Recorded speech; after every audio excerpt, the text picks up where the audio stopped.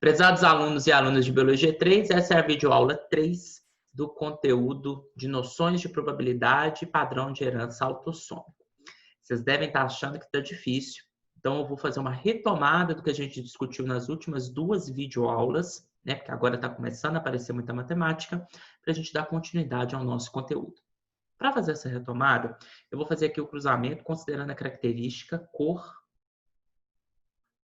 da flor da ervilha. Claro que você não vai lembrar, mas a característica cor da flor da ervilha, ela apresenta dois fenótipos, duas manifestações, duas qualidades, dois tipos. A cor da flor da ervilha pode ser roxa ou branca. A cor roxa é dominante e a cor branca é recessiva. A cor da flor da ervilha, ou seja, essa característica, ela é controlada por um gene, o gene P. E o gene P, ele tem dois alelos, duas versões dentro das ervilhas. Esse gene P pode ser Pzão ou Pzinho. Beleza? Bom, os indivíduos que têm cor da flor da ervilha roxa, eles podem ter os seguintes genótipos, já que o alelo Pzão domina o Pzinho. Então, eles podem ser Pzão, Pzão ou Pzão, Pzinho.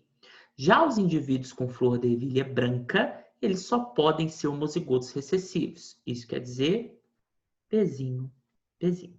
Tranquilo? Então, vamos lá. Como a gente já está careca de saber, na geração P, a gente cruza indivíduos puros, que tenham fenótipos diferentes para aquela característica que a gente está estudando. Nesse exemplo agora, a gente vai estar cruzando um indivíduo roxo, Pzão, Pzão, com um indivíduo branco, que é Pzinho, Pzinho. Tranquilo? Bom, a gente sabe que na hora que o indivíduo roxo vai produzir os seus gametas, ele só produz gametas com Pzão. Então, 100% dos gametas, ou representando isso em probabilidade, 1/1 dos gametas produzidos pelo indivíduo roxo Pzão, carregam, obviamente, o alelo Pzão. Lá no indivíduo branco Pzinho, Pzinho é a mesma coisa. Ele só produz gametas com o Pzinho e 100% dos gametas, isso quer dizer, em probabilidade 1/1 dos gametas, carregam o Pzinho. Na hora de produzir a F1, o que a gente vai estar fazendo, pessoal? A gente não vai ter um encontro dos gametas produzidos por esse indivíduo com gametas produzidos pelo outro indivíduo. Esse só produz Pzão, todos. Esse só produz Pzinho, todos. Então, o único encontro possível é Pzão e Pzinho, que gera o indivíduo da F1 heterozigoto. 100% de ser Pzão desse e 100% de ser Pzinho do outro, 100% de ser Pzão, Pzinho. Então, aplicando a regra do I aqui, olha como que a gente sabe que todos os indivíduos são Pzão, Pzinho na F1. Qual que é a chance desse gameta formar um indivíduo da F1? 1/1, porque só existe esse gameta do indivíduo roxo. Qual que é a chance desse gameta aparecer no indivíduo da F1? 100%, porque o indivíduo branco só produz aquele gameta. Então, todos os indivíduos da F1 são formados pelo encontro do Pzão e do Pzinho. 1/1 e 1/1. Regra do I, multiplicação de fração. 1 vezes 1 no numerador, 1. 1 vezes 1 no denominador, 1. É por esse motivo que 100% dos indivíduos da F1, eles são Pzão, Pzinho, e todos eles têm cor da flor da ervilha roxa. Agora, a gente cruza um indivíduo da F1 com outro indivíduo da F1 para produzir a F2. Então, eu vou fazer aqui. Então, a gente vai pegar agora a nossa F1 com nossos indivíduos Pzão, Pzinho, e vai cruzar com outro indivíduo Pzão, Pzinho. Na hora que o indivíduo heterozigoto, Pzão, Pzinho, de flor roxa, vai produzir os seus gametas na meiose, ele separa esses gametas, né? Vocês devem se lembrar. E aí, nesse caso, o que vai acontecer com os alelos sendo separados para a formação dos gametas?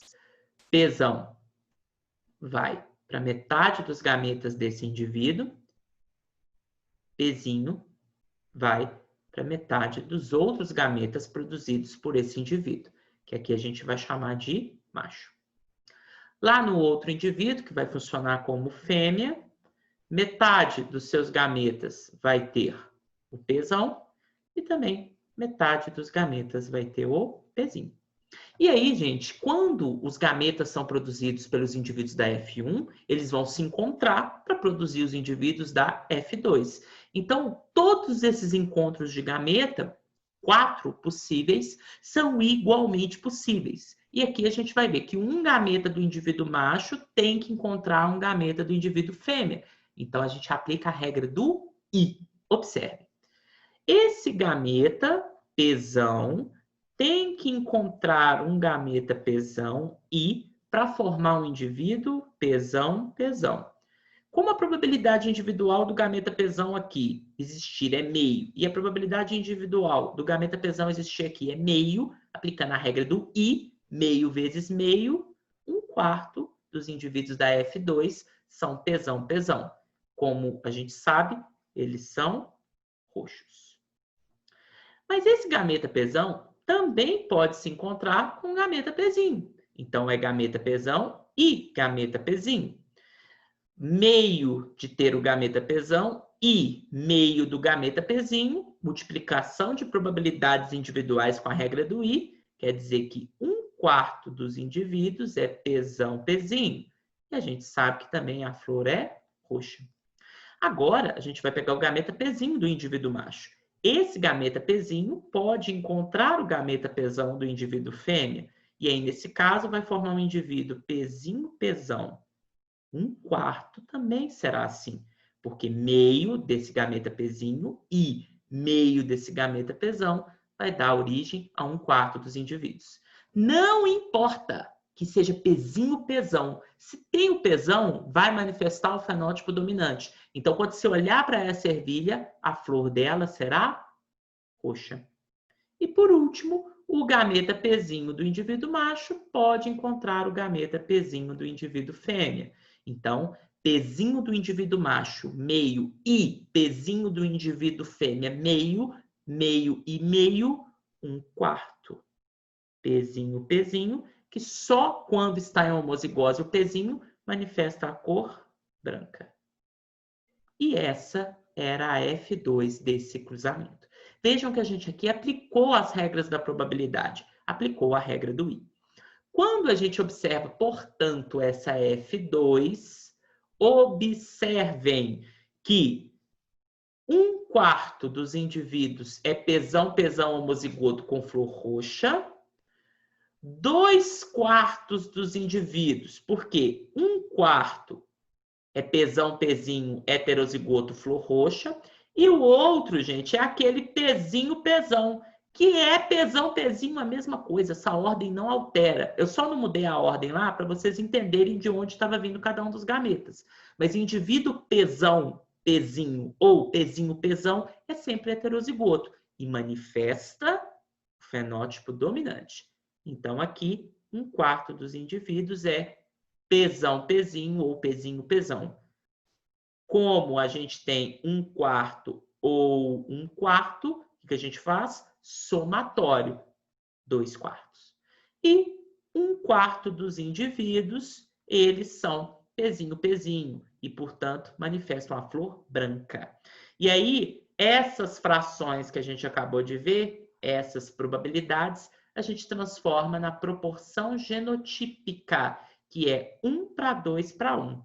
1 do homozigoto dominante, aqui Pzão, Pzão, 2 dos heterozigotos, Pzão, Pzinho, e 1 do homozigoto recessivo, Pzinho, Pzinho. Então, essa proporção de 1 para 2 para 1 advém de 1/4 dos indivíduos Pzão, Pzão, 2/4 dos indivíduos heterozigotos Pzão, Pzinho e 1/4 dos indivíduos Pzinho, Pzinho, homozigoto recessivo, tá? Proporção genotípica, proporção de genótipos. Quando a gente vai para a proporção fenotípica, é o que o Mendel já tinha observado. Esse indivíduo Pzão, Pzão, ele é fenótipo flor roxa. Os indivíduos heterozigotos, todos eles têm flor roxa. Então, 3 a cada 4 indivíduos da F2 têm o fenótipo dominante, tem a flor roxa. Enquanto que apenas o indivíduo Pzinho, Pzinho, isso quer dizer 1 a cada 4 da F2, manifesta o fenótipo recessivo, a cor branca da flor. Portanto, essas frações, que a gente já sabia desde o Mendel, podem ser convertidas em uma proporção, que a gente aqui dá o nome de proporção fenotípica, porque é dos fenótipos, daquilo que a gente observa dos indivíduos. Essa proporção fenotípica, no caso de uma característica que tenha dominância completa entre os alelos, é uma proporção de 3 para 1. 3 indivíduos com o fenótipo dominante para um indivíduo que tem o fenótipo recessivo, reforçando que tanto a proporção genotípica de um homozigoto dominante para 2 heterozigotos para um homozigoto recessivo, como a proporção fenotípica de 3 indivíduos dominantes para cada um recessivo, só se aplica a F2 obtida do cruzamento de 2 indivíduos heterozigotos. Então, tudo isso que está nesse slide só se aplica ao resultado do cruzamento de 2 indivíduos heterozigotos, que, como a gente viu no slide anterior, era um Pzão, Pzinho com outro Pzão, Pzinho. Para concluir essa videoaula, a gente trouxe para vocês alguns exemplos de características humanas que seguem essa primeira lei de Mendel. Reforçando, o que seria, então, uma característica que segue a primeira lei de Mendel? Que é controlada por um único gene, com 2 alelos, um dominante e um recessivo. A gente fala de ervilha o tempo todo, né? Mas aqui a gente trouxe algumas características humanas para ilustrar. Então, a capacidade degustativa do indivíduo sentir o gosto do PTC, que é a fenitiocarbamida, é uma substância amarga presente em alguns alimentos, ela é a sensibilidade de sentir essa substância, aqui representada pela fórmula molecular dela, é uma característica que segue a primeira lei de Mendel. Então, você tem a sensibilidade ao PTC sendo codificada por um alelo dominante, e a não sensibilidade, isso quer dizer, a pessoa que não sente o gosto amargo do PTC, sendo codificada pelo alelo recessivo. E só pessoas homozigotas recessivas para esse alelo é que não vão sentir o gosto do PTC. A forma do lóbulo de orelha, se o lobo, né, de orelha ele é solto ou preso, é uma característica determinada por um único gene com 2 alelos. Quando o lobo da orelha ele é solto, igual o meu, por exemplo, ele é determinado pelo alelo dominante. E quando o lóbulo da orelha é preso, como é esse daqui, a gente tem esse alelo, esse genótipo desse indivíduo sendo homozigoto recessivo. Por quê? O lóbulo da orelha preso, ele é recessivo, o alelo que o codifica em relação ao alelo que codifica o lobo da orelha solto, tá? Então, aproveitando essa figura, vamos considerar que essa característica é codificada pelo gene D.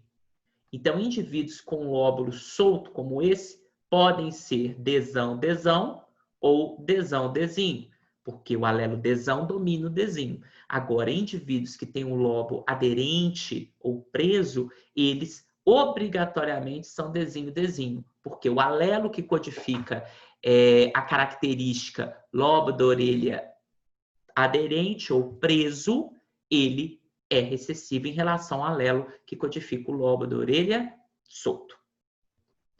Outra característica que é controlada por um gene com 2 alelos, é a capacidade de dobrar a língua em formato de U. Então, pessoas como eu, que conseguem dobrar a língua em formato de U, elas têm alelos dominantes, enquanto que as pessoas que não conseguem fazer esse U com a língua, eles têm o alelo recessivo em homozigose. Então, se a gente considera o alelo U, por exemplo, o gene U controlando essa característica, pessoas como essa menininha aqui e eu podem ser usão, usão ou usão, uzinho. E pessoas que não conseguem fazer esse formato com a língua, obrigatoriamente, as pessoas que não conseguem fazer isso são uzinho, uzinho. Ok? A presença de pelos nas falanges, nessa região aqui, ó, que é a falange média, é também determinada por um único gene. E quando a pessoa tem os pelos, conforme essa foto aqui, ela obrigatoriamente tem pelo menos um alelo dominante, que pode estar em homozigose ou em heterozigose. Ela pode ser um heterozigoto. E pessoas que não têm os pelos na falange média, obrigatoriamente só têm alelos recessivos. E por isso são homozigotas recessivas. A capacidade de fazer com o polegar um ângulo maior que 60 graus, que seria esse tipo de característica aqui que a gente observaria, é determinada por alelos recessivos. Então, se a gente considera aqui que esse gene que permite a flexão do polegar seria, por exemplo, o gene C, indivíduos que conseguem fazer essa flexão maior que 60 graus são Czinho, Czinho, porque esse alelo é o recessivo e só se manifesta em homozigose. Agora, indivíduos que não conseguem ter essa flexão maior que 60 graus, eles têm alelo dominante. Então, eles podem ser Czão, Czão ou heterozigotos, Czão, Czinho. O dedo mínimo fletido é causado por um alelo dominante em relação ao alelo que determina o dedo mínimo reto, que é recessivo. Então, esse aqui seria o dedo mínimo fletido, né? Que é causado por um alelo dominante, tá? Então, aqui eu tenho indivíduos tanto homozigotos dominantes quanto heterozigotos. E aqui a gente tem um dedo mínimo reto, que obrigatoriamente é causado por alelos recessivos que só se manifestam em homozigose. As sardas no rosto, a presença das sardas, como a gente está observando nessa moça, é causada por alelos dominantes. Então, se o gene A controla a presença de sardas, pessoas que têm sardas podem ser homozigotas dominantes ou heterozigotas. E pessoas que não têm sardas, obrigatoriamente, são homozigotas recessivas, como é o meu caso, eu não tenho sardas. E a última característica que nós trouxemos aqui é a presença do bico de viúva, que é esse formato aqui de entrada do cabelo em forma de V, essa projeção em forma de B no cabelo da testa. Essa projeção, ela é determinada por alelos dominantes. Então, a pessoa que tem bico de viúva, ela tem um alelo dominante, então ela pode estar em homozigose, o alelo dominante, se for o gene B que controla isso daqui, pessoas com bico de viúva, ou são Bzão, Bzão, ou Bzão, Bzinho. E pessoas que não têm o bico de viúva, obrigatoriamente têm alelos recessivos em homozigose, Bzinho, Bzinho. Tranquilo? Então, aqui a gente trouxe algumas características que seguem os mesmos raciocínios das ervilhas, só que ocorrem no ser humano. E com isso, concluímos a terceira videoaula desse bloco de conteúdos de noções de probabilidade. Nas próximas videoaulas falaremos sobre os padrões de herança autossômicos.